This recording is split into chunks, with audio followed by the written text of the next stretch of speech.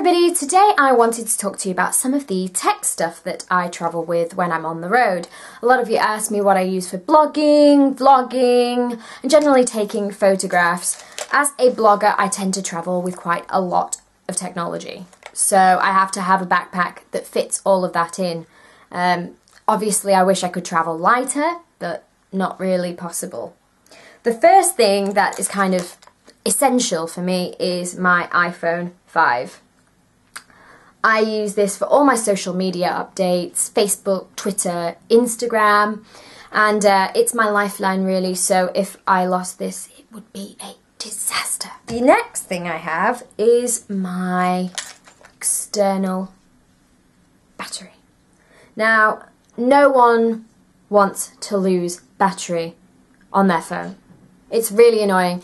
You are next to the Eiffel Tower and you want to take this amazing photograph and suddenly your iPhone's dead. Not good. So I always travel with an external battery.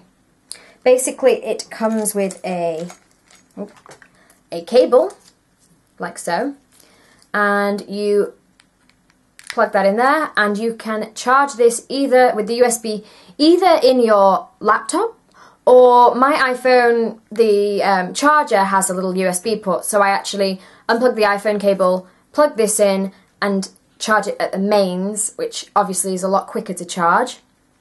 It holds charge really, really well. I've had no problems with it. And I just unplug that once it's charged and carry it around in my purse. It's really, really useful. It has a flashlight on it, so that's always handy. Plug the iPhone cable in there and hey presto, your phone is charged. Usually charges it up once, maybe even twice.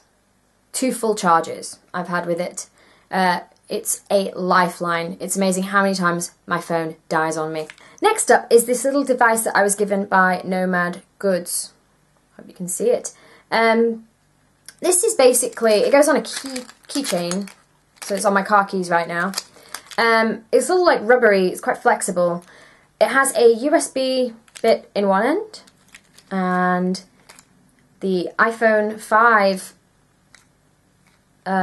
little connector in the other end. So basically I can take my iPhone like so, plug that in, and then connect it like so to my computer or anything that can take a USB and charge my phone on the road.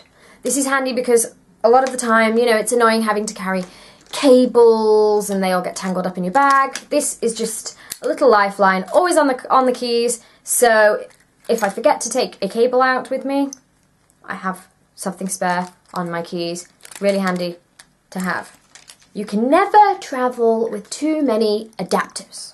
If you travel with lots of electronics, you're going to need adapters because plug sockets are different in every part of the world. So this is a Fujifilm World Travel Adapter. My UK plug goes in there, and then press the little button and it has all sorts of different, that's a European one there, so really handy. It can take every plug in the world. For reading, I travel with an Amazon Kindle. This, to me, is just, it's changed my life, because paper books, they're not a good idea when you're traveling. A lot of people say to me, oh, I prefer to read paper books. I get that, but on the road, when you have hand baggage restrictions and checked-in baggage restrictions, the last thing you want is really heavy books taking up lots of space. The great thing is this is thin, it fits in my handbag, and I can just have it there at all times.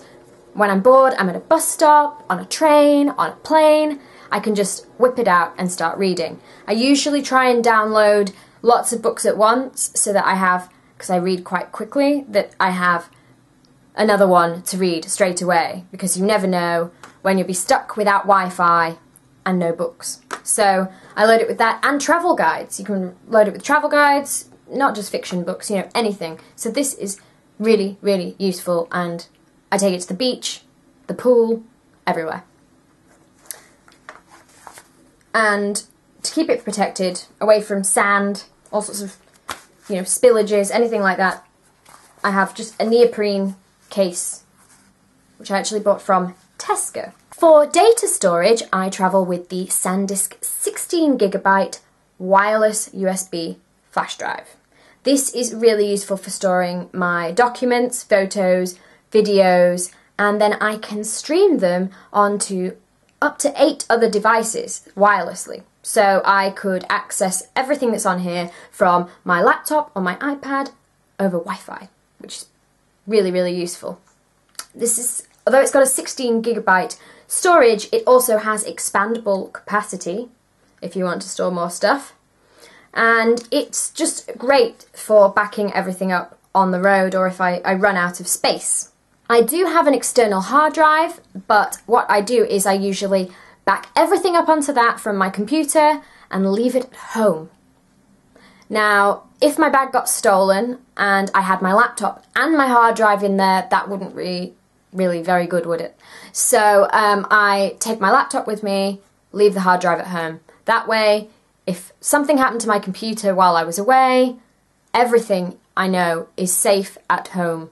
This is what I use for taking photos. I use a Nikon D90. I've had this for quite a while. You know, some people like Canon, some people like Nikon. Personally, I like the sturdiness of this camera. I've had no problems with it, and I usually travel with 2 different lenses. This is a 50mm lens that I have on this one at the moment, which is great for food photography. Yeah, love it, and this is what all the photos on my blog are taken with. And lastly, obviously you can't see it right now because it's filming me, but I travel with a video camera, which is a Panasonic V100. It shoots in HD. It doesn't have an external audio socket, which is kind of annoying, but generally it's lightweight, really easy to carry around, takes great video, and it does the trick. It's filming me now.